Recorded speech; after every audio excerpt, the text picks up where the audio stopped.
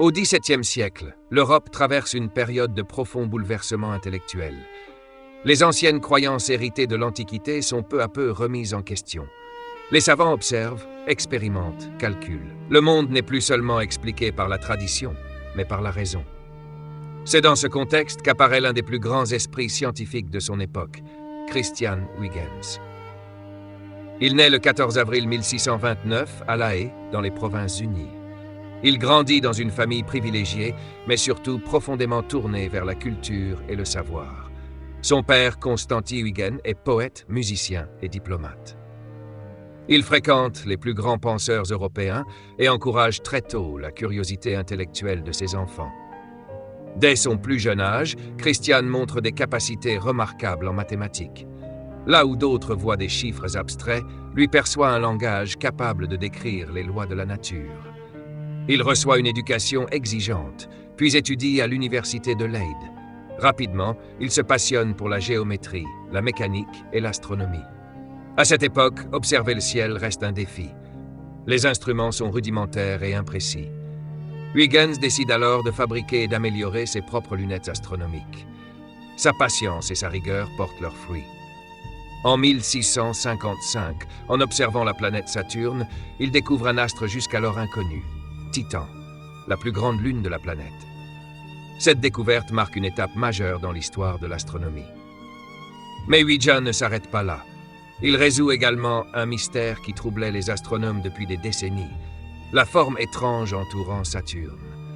Là où certains imaginaient des bras ou des structures complexes, Huygens comprend que Saturne est entouré d'un anneau mince, plat et incliné. Une explication simple, mais révolutionnaire, fondée sur l'observation et le raisonnement scientifique.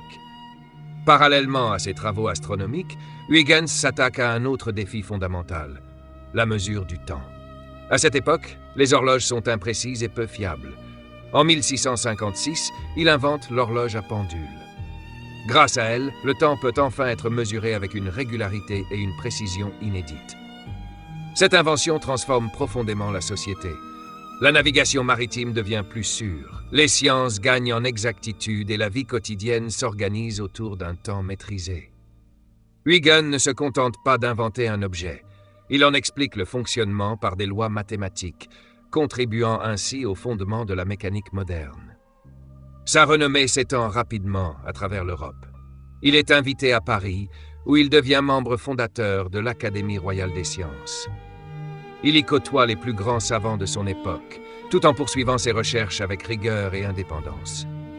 Huygens s'intéresse alors à une question essentielle. Qu'est-ce que la lumière ? Contrairement à Isaac Newton, il affirme que la lumière ne se compose pas de particules, mais qu'elle se propage sous forme d'ondes. En 1690, il publie son traité de la lumière.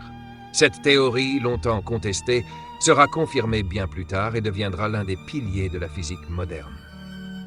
Affaibli par la maladie, Huygens quitte Paris et retourne à La Haye, où il passe les dernières années de sa vie. Il continue à réfléchir, à écrire et à s'interroger sur l'univers. Dans son ouvrage Cosmothéoros, il va jusqu'à imaginer l'existence de vie sur d'autres planètes, une idée audacieuse pour son époque.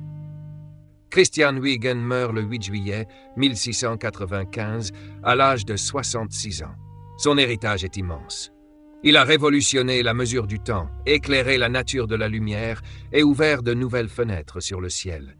Et plus de 3 siècles après sa mort, son nom continue de voyager dans l'espace, porté par la sonde Huygens posée sur Titan, la lune qu'il avait découverte. Un hommage silencieux à un homme qui n'a jamais cessé de chercher à comprendre l'invisible. La connaissance, ça se partage. Abonne-toi, like et partage pour continuer à explorer le monde avec les petits savoirs.